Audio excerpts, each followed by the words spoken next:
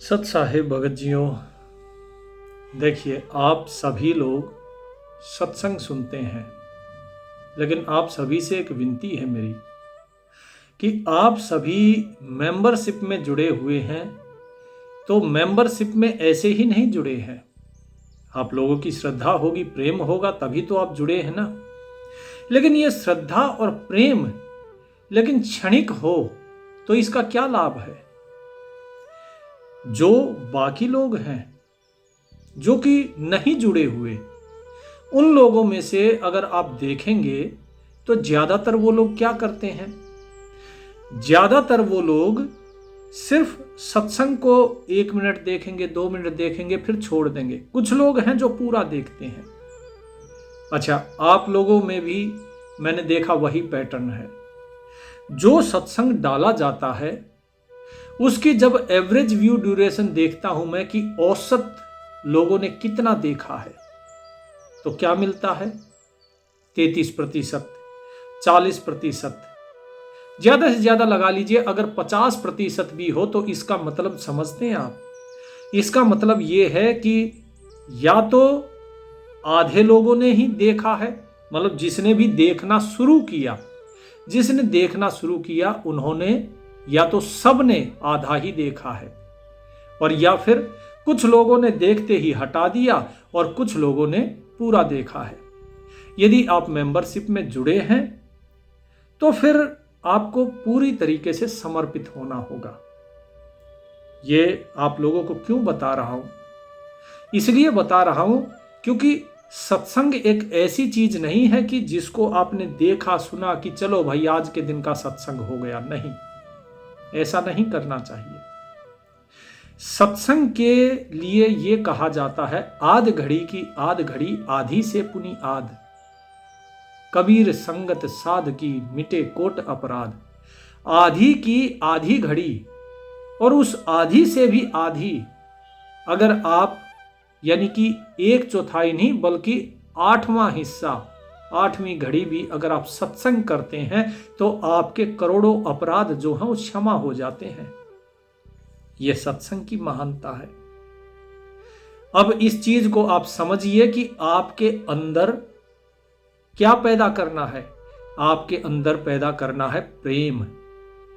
इस संसार में अभी तक क्या आपके माता पिता ने कभी किसी को यह कहा कि नहीं बेटे प्रेम मत किया करो, ईर्ष्या करो, द्वेष करो, क्रोध करो, काम विकार रखो, हमेशा लोभी बने रहो? कोई माता पिता ऐसा नहीं कहता, लेकिन फिर भी हमारे साथ ऐसा होता है। हम क्रोधी हैं, हम लोभी हैं, हम अहंकारी हैं, हम कामी हैं, हमारे अंदर ईर्ष्या द्वेष बैर भाव, हम एक दूसरे से तुलना करते हैं, भेद रखते हैं, चुगली करते हैं, निंदा करते हैं। तो ये सब कहां से आ गया? ये सब आ गया संगत के कारण। जिस प्रकार एक चंदन का पेड़ होता है, उस चंदन के पेड़ के अंदर इतनी शीतलता होती है कि उसकी संगत जब सांप करता है, जिसके अंदर विष की अग्नि होती है, अंदर ही अंदर उसका शरीर जलता रहता है उसके विष से, तो वो अपनी तपन बुझाने के लिए उस चंदन के वृक्ष के साथ लिपटा रहता है।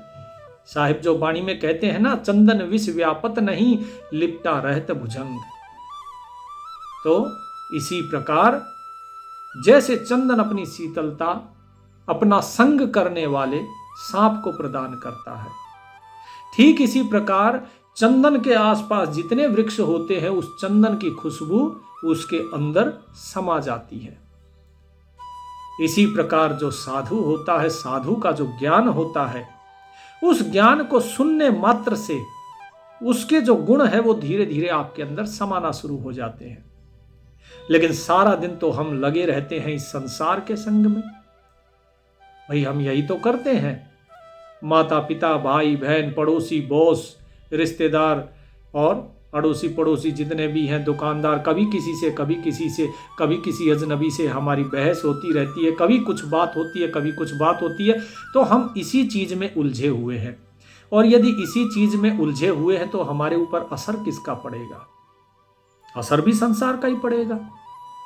इसी असर के कारण, इसी संगत के कारण हमारे अंदर काम, क्रोध, लोभ, मोह, अहंकार, ईर्ष्या, द्वेष, बैर भाव, तुलना करना एक दूसरे से, ये सारी चीजें हमारे अंदर आ गई।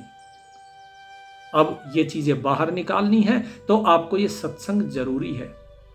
आपको लगेगा अरे इसमें तो सत्संग का महत्व बताया जा रहा है, तो आप उसे छोड़कर भागेंगे, अरे ये तो मुझे पता है, जाने दो। लेकिन ऐसा नहीं करना। जो सत्संग आपको बताया जाता है वो आपको पूरा देखना है। आपका मन तो यही कहेगा नहीं, नहीं देखना, लेकिन वहीं पर अपने आप को रोकना है और सत्संग पूरा देखिए। क्योंकि आपका मन जिस स्थिति में पहले से है वो उसी स्थिति में रहना चाहता है, लेकिन हमें उसकी स्थिति बदलनी है। अब उसकी स्थिति बदलने के लिए हमें संगत बदलनी होगी। मन चाहता है कि YouTube के ऊपर शॉर्ट्स जो है वो स्क्रॉल करके देखे, अरे क्या आया, अच्छा ये चुटकुला छोड़ा अभी ये। लेकिन हमें उधर से ना जाके हमें किधर जाना है, हमें जाना है परमात्मा की तरफ। तो परमात्मा की तरफ जाना है तो जिस प्रकार का हमें संग चाहिए वो सत्संग में है। और वो सत्संग आपको कहाँ मिलता है? वो सत्संग मिलता है जो वाणी आपको सुनाई जाती है, उस वाणी को सुनने से, उसका मनन करने से और उसका अभ्यास करने से। तो अभ्यास कीजिए। अभी तक जो संसार की चीजों का अभ्यास किया उसको छोड़ के अब इसका अभ्यास कीजिए। तो सत्संग सभी मेंबर वालों को, जितने भी मेंबरशिप प्रोग्राम में है, आप सभी को सुनना है और जरूर सुनना है। ये आपको पूरा सुनना ही होगा, इसमें आप छोड़ नहीं सकते हो। आपने अगर इसे छोड़ा, मुझे तो पता लग जाता है, जैसे मैंने बता दिया, क्योंकि YouTube दिखाता है एवरेज व्यू ड्यूरेशन। बाकी लोग क्या करते हैं क्या नहीं उससे मुझे नहीं पता। जो मेंबरशिप में नहीं जुड़े हैं वो क्या करते हैं, सुनते हैं नहीं सुनते हैं। 1,98,000 लोगों में से अगर 7-8 हजार लोग ही सुनते हैं या 5,000 लोग सुनते हैं, मेरे लिए वही बहुत है। लेकिन उस 5,000 लोगों में से भी जो मेंबरशिप में है, जो गहराई से जुड़ना चाहते हैं, उनको सुनना बहुत जरूरी है। क्योंकि ये आपके अंदर सब्र पैदा करेगा, ये आपके अंदर सहज भाव पैदा करेगा। और जब एक बार सहज भाव आना शुरू हो गया, धीरे धीरे आप सुनते रहे सुनते रहे सुनते रहे, तो ये आपके अंदर ज्ञान पैदा शुरू कर देगा, ज्ञान पैदा होना शुरू हो जाएगा। आपको लगता है कि ज्ञान ऐसे ही हो जाता है, सिर्फ किसी ने बता दिया और आप सुन लोगे ज्ञान हो जाएगा? नहीं, अभ्यास के द्वारा होता है। आपको बताया ना, नित्य नियम के लिए। अभी हम बहुत जल्दी आप लोगों को एक पीडीएफ भी, मैं सोच रहा हूं कि एक पीडीएफ बना दी जाए ताकि आप उसका प्रिंट निकाल के, क्योंकि देखिए सभी के लिए ये पुस्तकें छपवा कर भेजना, क्योंकि इसमें कॉस्ट बहुत ज़्यादा आती है, उसमें इतना तो छपवाना मेरे बस की बात है नहीं भाई। देखो सीधी सी बात है, हम भी जो है आप ही की तरह हैं, तो सभी के लिए तो मैं इतना नहीं कर सकता हूं। पीडीएफ बना के मैं भेजूंगा, अगर YouTube के माध्यम से होगा YouTube के माध्यम से, नहीं तो जिसने मेरे पास अपने नंबर भेजे हैं, मैंने कहा था अपना नाम और अपना मोबाइल नंबर, व्हाट्सएप नंबर लिखकर भेजिए। जिसने भेजे हैं उनको पीडीएफ पहुंचा दी जाएगी। आप उसको रोजाना पढ़िए और आप देखिएगा 1 महीने के अंदर अंदर जब आप पढ़ेंगे, जिस चीज का आपको भेद नहीं पता, जिस चीज का आपको भाव नहीं पता, अर्थ नहीं पता, आपको उसका भाव आना, समझ आना शुरू हो जाएगा।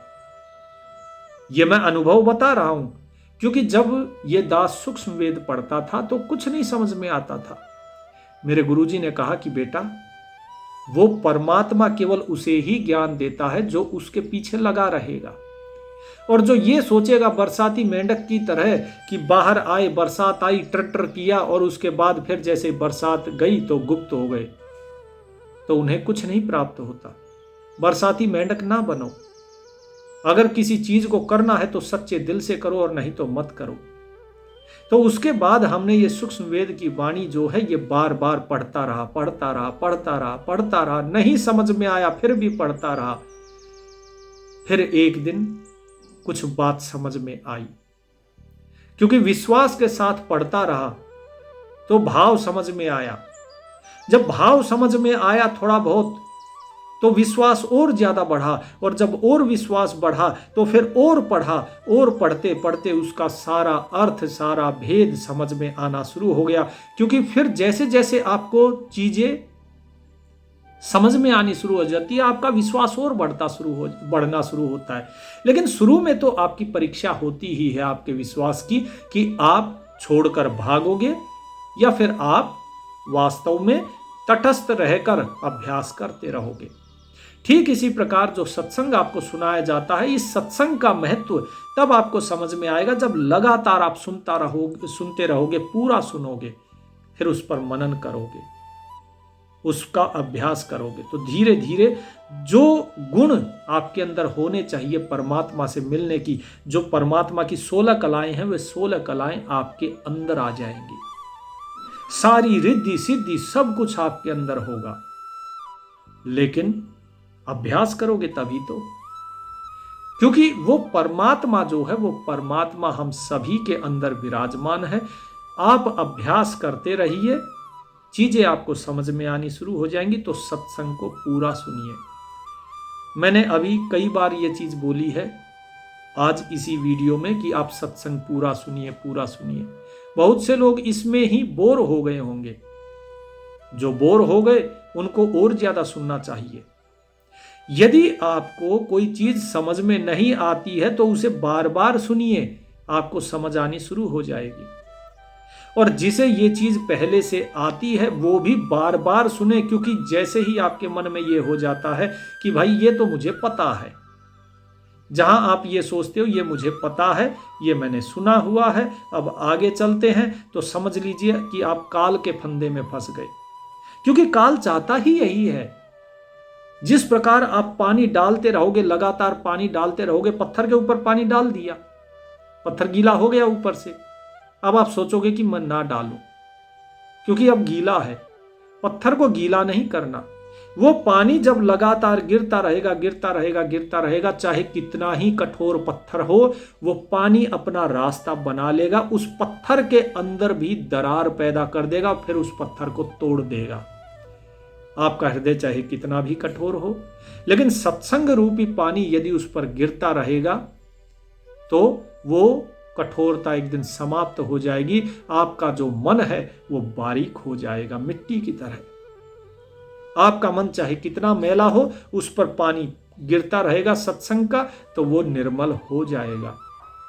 आपके अंदर ज्ञान पैदा हो जाएगा, और जब वो ज्ञान रूपी साबुन लगेगा और आपका जो पानी गिरता रहेगा, ऐसा नहीं है ज्ञान पैदा होने के बाद आपको सत्संग नहीं सुनना, सत्संग तो सुनना ही सुनना है, क्योंकि सत्संग ही तो वो पानी है जो उस ज्ञान रूपी साबुन के साथ मिलकर आपको निर्मल करता है। यदि सिर्फ साबुन लगा दिया और उसे धुलेंगे नहीं पानी से तो क्या होगा?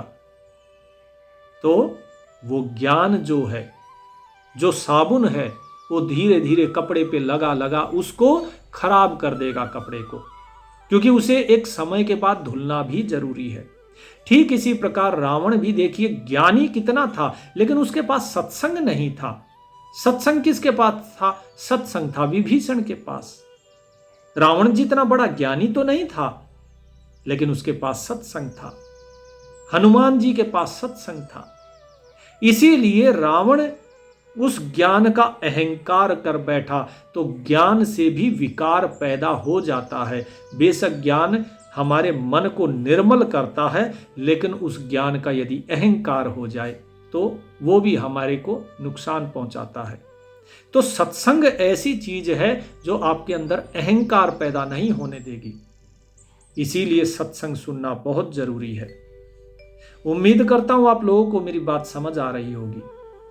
दूसरी चीज ये है कि आप सभी को ये दास सिर्फ इतना ही कहेगा कि अब आपका जो दूसरा स्तर है वो प्रारंभ होगा नामदान का।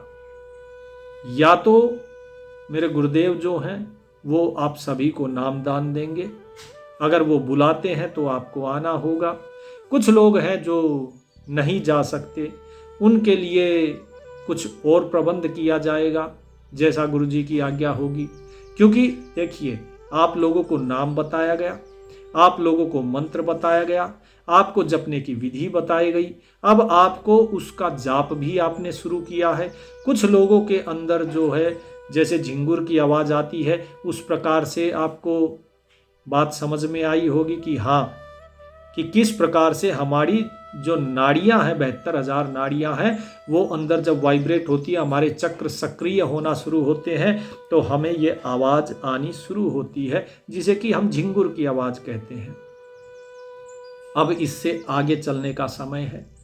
इससे आगे चलने के लिए गुरुदेव की अभी आज्ञा नहीं है मेरे को, तो आपको स्वयं गुरुदेव से ही अब आगे नाम लेना है। क्योंकि सच्चे गुरु से, मैं बार बार आपको कहता था ना, मैं गुरु नहीं हूं, बार बार कहता था। यह आपका प्रेम है कि आप गुरु कहते हो, आपके प्रेम को मेरा प्रणाम है, लेकिन सत्य जो है वो सत्य है। मैं स्वयं शिष्य हूं और जो मेरे गुरु हैं उनके माध्यम से अब आपको जब नाम दान दिया जाएगा, तब इसका प्रभाव और भी अधिक होगा, तभी आप आगे और जा पाएंगे, नहीं तो आप आगे नहीं जा पाएंगे। आप समझ रहे हैं कि शिष्य का काम जहां तक होता है वहां तक शिष्य करता है, उसके आगे का काम फिर गुरु को करना होता है, जो सच्चा गुरु। गुरु आपको बहुत से मिल जाएंगे इस संसार में, लेकिन फिर सच्चा गुरु होता है, वो सच्चा गुरु आपको फिर और आगे लेकर जाता है। कहां तक?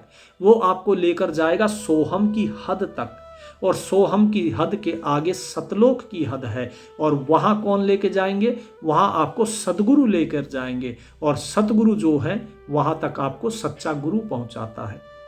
तो अब आपका जो अगला पड़ाव है वो है सच्चे गुरु के द्वारा नामदान। तो इस संसार में बाकी को तो मैं नहीं देखता हूं, लेकिन जहां तक मैं गया हूं, चाहे वो फिर सतलोक आश्रम में भी हम गए हैं, वहाँ पर भी हमने जाकर देखा है।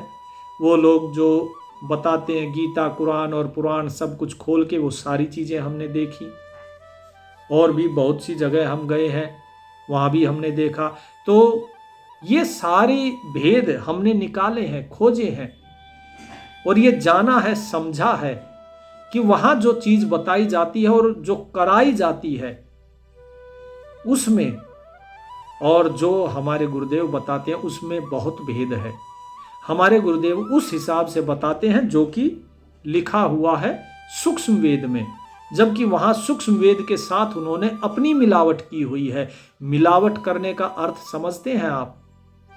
कि व्यक्ति को ये दिखाना कि भाई देखो हम कबीर साहिब के ही आदर्शों पे चल रहे हैं, लेकिन उसमें मिलावट हो जाती है। और जब चीज़ों में मिलावट हो जाए तो फिर वो शुद्ध नहीं रहता, और जब चीज़ शुद्ध ही नहीं रहेगी तो जाहिर सी बात है कि वो हानि ही करेगी, वो आपको कभी लाभ नहीं पहुंचाएगी। तो इस चीज़ का भेद आप सभी को पता होना चाहिए। तो अब आपका नामदान का समय है। आप भगत जी जिस प्रकार से भी आपका बन पड़े उस प्रकार से आप नामदान ले लीजिएगा। कोशिश करेंगे हम कि जो नज़दीक वाले हैं वो स्वयं आके पर्सनली साक्षात रूप में गुरुजी से नामदान लें, और जो दूर रहते हैं उनके लिए कोई दूसरा प्रबंध हम करने की व्यवस्था करेंगे, यदि साहिब की ऐसी आज्ञा हुई तो। और बाकी तो आपको पता है, प्रेम भाव ऐसी चीज़ है, यदि सच में किसी का प्रेम भाव है तो लोग लंदन से भी आए हैं सिर्फ इसी नामदान के लिए। तो जब इतनी दूर से लोग आ सकते हैं तो भारत के किसी भी कोने से आ सकते हैं। तो ये सब कुछ उनके प्रेम के ऊपर निर्भर करता है, क्योंकि प्रेम भाव एक चाहिए भेख अनेक बनाए, चाहे घर में वास कर चाहे वन को जाए। ये प्रेम भाव ही तो चाहिए। ये प्रेम भाव पहले गुरु के प्रति चाहिए।